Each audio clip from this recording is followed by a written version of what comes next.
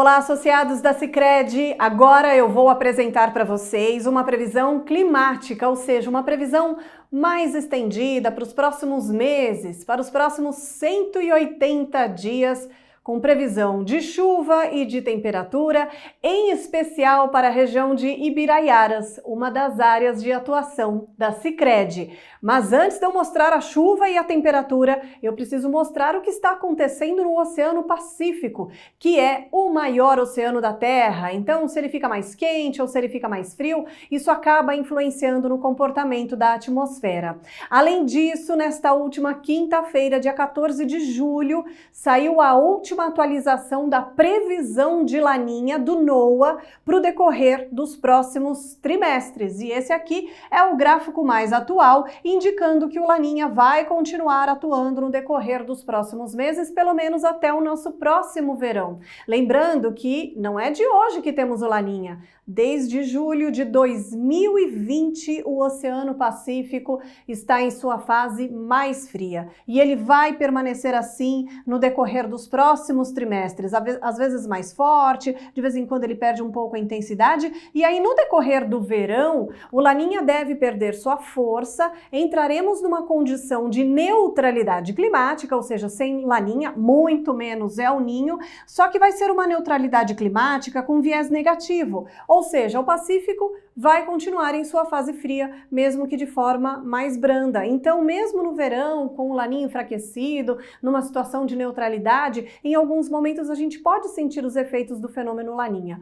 Um deles é deixar a chuva abaixo da média, ou pelo menos irregular essa chuva, em grande parte do sul do Brasil, mas principalmente no Rio Grande do Sul. Então fiquem atentos à previsão para o decorrer dos próximos meses, principalmente para o fim do ano, porque o laninha traz esse risco. A chuva pode até alcançar a média histórica no final do ano, mas o espaçamento da chuva, os períodos de tempo mais seco entre uma chuva e outra, eles poderão ser maiores, e para algumas localidades isso já pode acontecer a partir do mês de outubro. Em relação à temperatura, o efeito do laninha a gente vai sentir principalmente agora no inverno e comecinho da primavera. Ele pode trazer o risco de geadas tardias. Por enquanto, os modelos não estão dando uma geada tão tardia, mas é algo que precisa ser monitorado, porque de qualquer forma temos um laninha instalado e ele pode sim trazer esse risco para a formação de geadas tardias.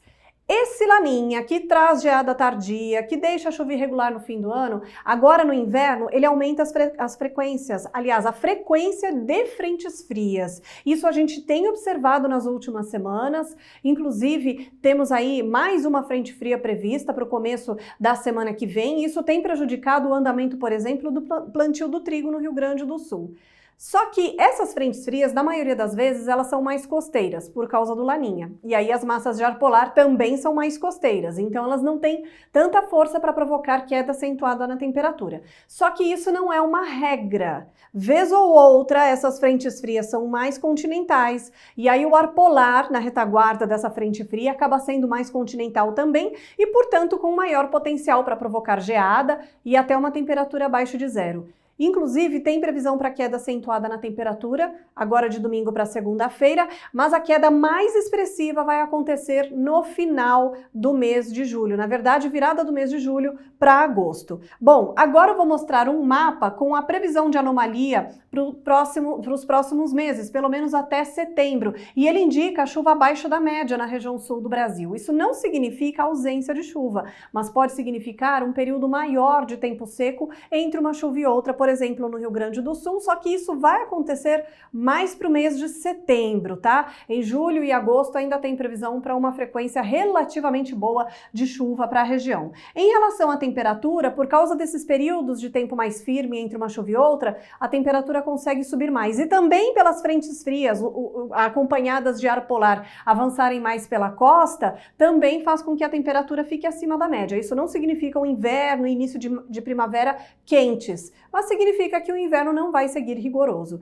De vez em quando, claro, eventualmente a temperatura vai sim cair com mais intensidade, mas serão episódios mais isolados e mais rápidos de queda de temperatura. Já já eu mostro isso através dos gráficos de temperatura para a região de Ibiraiaras, porque antes eu quero mostrar o que vai acontecer com a chuva no decorrer dos próximos meses através dos gráficos de chuva. Agora, para o decorrer desses próximos dias, tem previsão de chuva no final dessa semana, no começo da semana que vem. Depois disso, o tempo seca e vai seguir firme quase até o final de julho. Lá no dia 30 tem outra chuva e depois dessa chuva do dia 30 é que a temperatura vai cair. Quando a gente entra no mês de agosto, tem mais de 120 milímetros previstos, uma chuva mais persistente na primeira quinzena, depois um episódio de chuva que ele pode até ser forte na segunda quinzena, mas ele é um pouco mais rápido.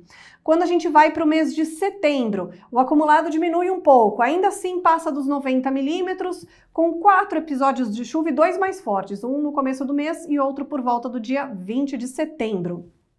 Em outubro, tem mais de 140 milímetros de chuva e a chuva mais expressiva na segunda quinzena do mês de outubro, isso no caso da região de Ibiraiaras. Mas como eu falei, alguns lugares do Rio Grande do Sul terão um mês de outubro com um espaçamento maior já entre uma chuva e outra. Isso já é o efeito do fenômeno Laninha, tá? Bom, mais adiante, em novembro, olha aqui o efeito do fenômeno Laninha, deixando sem chuva nos primeiros 20 dias e depois nos últimos 10 dias de novembro, que tem previsão para algo em torno de 60 milímetros de chuva. Atenção aqui, porque isso já deve ser sim, tem tudo a ver com os efeitos do fenômeno Laninha.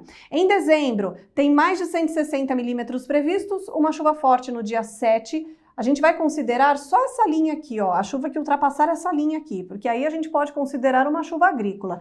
Essa linha aqui é a linha de 9 milímetros, abaixo disso é só chuva muito fraca ou até mesmo só variação de nebulosidade, tá? Lembrando que em novembro já vai ter uma certa irregularidade na chuva. E aí a gente entra em dezembro com 1, 2 e 3 episódios de chuva. Só nesses períodos aqui é que a gente pode contar com uma chuva mais volumosa e com janelas de tempo seco e temperatura elevada, porque nessa época já faz calor, já começa a aumentar a temperatura, e aí essa combinação de janela de tempo seco com temperaturas mais altas aumenta a evapotranspiração. Agora vamos falar de temperatura, porque já tem queda prevista aí para o dia 18, 1 grau é a mínima prevista no dia 18 na região de Ibiraiaras, mas essa temperatura já sobe rápido no dia seguinte. Aí ela volta a cair no começo do mês de agosto. Valores abaixo de zero poderão ser registrados no primeiro dia do mês de agosto. Pode não dar -4, mas pode ficar em torno de zero. De qualquer forma, a gente olha para esse gráfico aqui, que ele tem uma condição de uma queda bem acentuada na temperatura na virada do mês, de julho para agosto.